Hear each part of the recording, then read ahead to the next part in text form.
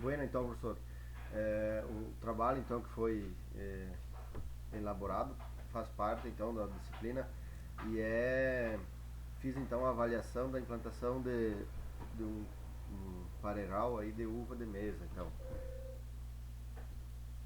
a uva de mesa ela vem como uma diversificação da propriedade rural, ela tem entrado muito forte aí, principalmente na Serra Gaúcha, e para a agricultura familiar ela tem se colocado como uma opção boa de diversificar a produção na pequena propriedade. Então ela é muito procurada pelos consumidores, porque é consumida in natura, ela tem vários benefícios para a saúde, vários estudos em cima dizendo então que é benéfico à saúde o consumo da uva, então vem aumentando a demanda e assim abrindo o mercado para se produzir. Então um pouco da produção de uva de mesa no Rio Grande do Sul, então aí Caxias do Sul, Bento Gonçalves puxando a linha aí, com maiores produtores em hectares, tanto quanto em valor agregado, né? Você fala em milhões aí, tipo Caxias do Sul, 10 milhões. Então é um pouco disso que a gente traz. Uva, então, no Rio Grande do Sul, pela quantidade produzida, a gente sabe que um pareiral de 1 hectare de uva de mesa ele tem potencial de produzir até 30 toneladas. No trabalho, depois a gente vai ver que trabalhamos com essa média. Então, aqui em Casca, por exemplo, temos 2 produtores e 1 hectare de, de cultivo. A produção então é em torno de 11 toneladas. A gente sabe que esse dado é um dado oficial, eu peguei ali do censo agropecuário, mas na prática começa a surgir mais produtores interessados em implantando esse tipo de cultivo, buscando sempre a rentabilidade na propriedade.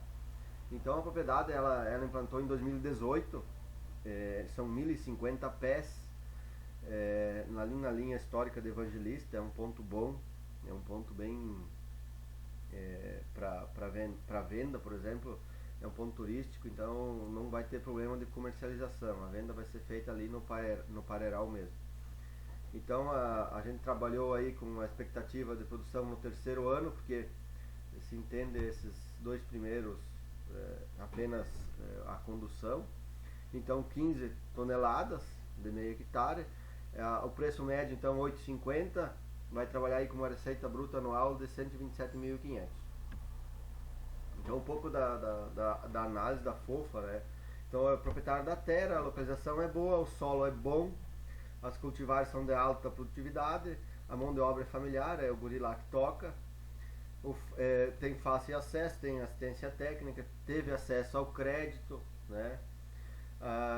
Outras oportunidades então é a venda in natura, isso não demanda de processamento, é uma região turística, como eu já falei, é fácil o acesso ali, é perto da RS ali, da 129, a área para atendimento dos clientes, então ele construiu um pequeno quiosque ali, então não vai ter problema. As fraquezas deles então é pouca experiência, as cultivares são bastante exigentes, exige muito conhecimento técnico, ele tem várias cultivares, isso também dificulta um pouco. Outra dificuldade é a pouca divulgação, está começando, tem que trabalhar nisso também. O alto custo de implantação, depois a gente vai ver as planilhas aí que não é barato implantar. E o tempo para produção plena, né, esses 2 anos aí que não tem produção. E aqui nas ameaças, ocorrências de intempéries climáticas, é um pareiral que se conseguiu fazer coberto, diminuindo essas ameaças. Esse ano foi implantado irrigação também por gotejamento, microaspersão na verdade. Então tá bem show de bola e tem tudo para avançar. A planilha dos custos fixos, então, eu coloquei aqui água, energia elétrica, manutenção de sede, ITR, o Prolabore, dentro do que mais ou menos conversando com o produtor ele espera faturar, né? Então a depreciação são os juros e a lona de cobertura que em 10 anos ela precisa ser trocada. Aqui então é a planilha do Pronaf Mais Alimento, que ele financiou, então ele financiou R$ 71.465. Esse projeto foi feito aqui no escritório da Emater, por isso que a gente tem os dados bem certinho. Os primeiros 2 anos de carência, porque se entende que não tem produção plena nos primeiros 2 anos, e aí tem as parcelas e os juros que acarreta esse financiamento aí. Então o financiamento aí está 3%, mas na verdade a planilha que puxa é 2,75%. O período é 10 anos com 2 de carência, mas para fazer o cálculo das parcelas eu coloquei 8 ali, senão não ia dar certo. A irrigação, então, desse ano, ele gastou R$ 32.400, também foi financiado, também a 2,75, também 10 anos com 2 de carência, e aí tem então o cálculo dos juros e da parcela total. Os variáveis, então, adubação de manutenção, calculada por terceiro ano aí, dentro da expectativa ali, não é muita a adubação e manutenção, porque o solo dele é muito bom, a análise do solo é muito boa. Era uma área que era potreiro, ele tinha ovelhas e tal, então não era cultivado, então é muito boa a terra. Tratamentos fitossanitários, então eu conversei com ele dentro do que ele está usando aí, de Lancer, Cubinri, do Mil, né, de Tani. Então ficou dentro disso os custos variáveis, também calculado para 3 anos, porque apesar de não ter produção nos 2 primeiros, você precisa fazer os tratos culturais da cultura. E o fundo rural, então, é calculado dentro da produtividade total que está sendo estimado. A receita bruta, então é um pouco da planilha final aí.